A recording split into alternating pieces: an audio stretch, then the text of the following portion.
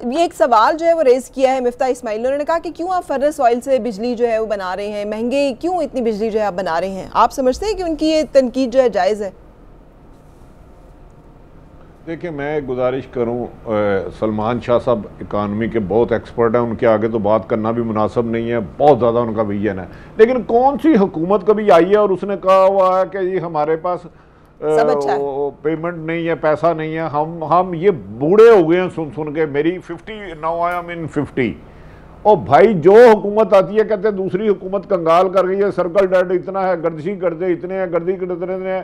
آپ نے 8 مہینے میں بتا دیں کہ گیس کی قیمت 4 گنا کر دی، 5 مرلے کے گھر میں 25 ہزار بل آ رہا ہے۔ آئی ایم ایف سے آپ کی ڈیل ہو گئی ہے، میں آپ کو گارنٹی دے رہا ہوں اس کی بجلی کے بھی پرائز بڑھائی جا رہی ہے۔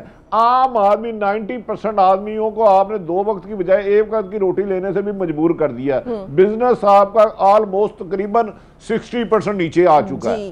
میری سمجھ میں نہیں آ رہے یہ جو فیصل فرمان صاحب فرما رہے ہیں، پیسے سعودی عرب نے بھی دیا، اس میں دو رائے کوئی نہیں ہے، قطر بھی دے رہا ہے، ہم مانگ رہے ہیں سود در سود اتارنے کے لیے، لیکن اس کے ثمرات جب تک عام شہری پہ نہیں آئیں گے تو مجھے بتائیں کیا فائدہ؟ ایسی حکومت کا یہ خود وزیر اعظم پاکستان خود فرماتے تھے روزانہ درجنوں دفعہ، محترم عمران خان صاحب، کہ روزانہ 10 سے 12 ارب روپے کرپشن ہوتی ہے۔ بھائی صرف 2 ارب روپے روزانہ کی کرپشن بچا لو تو 800-900 ارب تو روپیہ یہ ہو گیا۔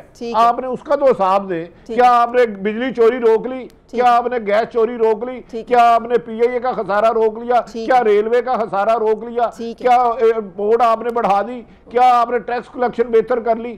ریفارمز کر لی، ٹیکس ریفارمز وہ کر نہیں رہے۔ جو ثمرات آتے ہیں صرف پی ایم ہاؤس یا فینانس منسٹر کے گھر تک آ رہے ہیں، ابھی تک عوام بیچاری پہلے سے ابتر زندگی گزاری ہے۔ میری یہ خواہش ہے، لیکن سلمان شاہ صاحب جو کہہ رہے ہیں اس بات میں وزن ہوگا، وہ اکانومی کے بڑے ایک بات میں صرف بٹی صاحب سے ایک بات صرف کہوں گا کہ یہ جو پیسہ سعودی عربیہ اور دوسرے ممالک سے آیا ہے، یہ ہمارے پرانے اخراجات کے لیے آیا ہے جو اب آپ کر رہے ہیں، لیکن سر اس کا پیسہ ابھی بھی نہیں ہے۔ انڈسٹری تو ابھی بھی نہیں لگی نا، فارن ڈائریکٹ انویسٹمنٹ تو ابھی بھی نہیں بڑھی نا۔ ہم نے 4-5-6 مہینے میں تو نہیں،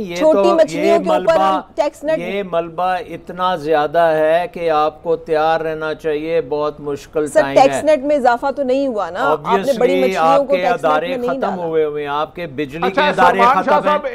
ایک بات فرام کی اجازت سے سلمان شاہ صاحب سے سلمان صاحب، عام شہری کے حالات زندگی بہتر آپ کیا سمجھتے ہیں کب تک؟ جو اسد عمر صاحب نے تو کہہ دیا 80 سال کون جیتا ہے تیری زلف کے سر ہونے تک اس ملک میں، اوسطن ایج 55 سال ہے، تو 2 نسلیں تو مر جائیں گی۔ ہاں تو یہی میں نے بھی سوال کیا تھا۔ بھٹی صاحب، اگر پاکستان میں یہ جو بجلی کا نظام، ایف بی آر کا نظام، باقی جتنے نظام ہیں، ان کو تو ٹھیک ہوتے ہوتے کم از کم 2-3 سال لگیں گے، لیکن اگر آپ کے کانفیڈنس، بزنس کانفیڈنس بڑھ جاتا ہے اور آپ کا انویسٹر انویسٹمنٹ کرنی شروع کرتا ہے تو یہ پھر اس کا دھچکا ذرا تھوڑا سا کم ہوگا۔ اگر نہیں ہوگا یہ کام، کانفیڈنس کے بغیر یہ کام نہیں چلے گا، اور اگر ایک انویسٹر پاکستانی چھوٹے سے چھوٹا انویسٹر وہ بھی نہیں کر رہا، لوگ جو ہیں وہ خرچہ نہیں کر رہے،